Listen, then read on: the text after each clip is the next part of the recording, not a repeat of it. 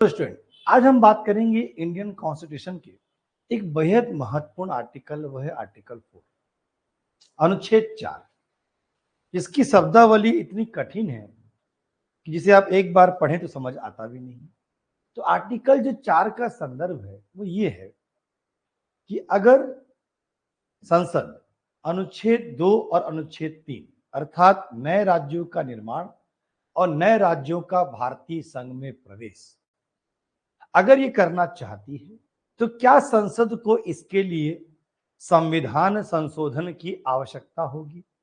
क्या आर्टिकल 368 का यहां पर प्रयोग किया जाएगा? तो आर्टिकल 4 स्पष्ट करता है कि अनुच्छेद 2 और 3, आर्टिकल 2 एंड 3 अर्थात नए राज्यों का निर्माण और नए राज्यों का भारतीय संघ में प्रवेश के लिए संविधान संशोधन की आवश्यकता नहीं है। किंतु यहां पर एक टेक्निकल पेंच ये है कि अगर नए राज्यों का निर्माण किया जा रहा है या राज्यों की सीमाओं में परिवर्तन हो रहा है, राज्यों का नाम परिवर्तित हो रहा है, जब यह विधेयक या बिल राष्ट्रपति के समक्ष प्रस्तुत किया जाता है तो राष्ट्रपति इसे राज्यों के सहमति के लिए राज्यों को वापस भेज सकता है। अर्थात राज्य की सहमति यहां पर बेहद आवश्यक है।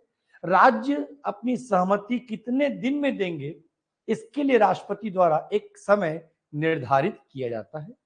यदि उस निर्धारित समय पर राज्य की सहमति प्राप्त हो जाती है या यदि वह जो दिया गया टाइम पीरियड समाप्त हो जाता है तो राष्ट्रपति की पूर्व अनुमति से फिर इस विधेयक को संसद के समक्ष रखा जाता है और साधारण बहुमत से संसद के दोनों सदनों से यदि वह विधेयक पारित हो जाता है तो नए राज्यों के निर्माण की प्रक्रिया आसान हो जाती है।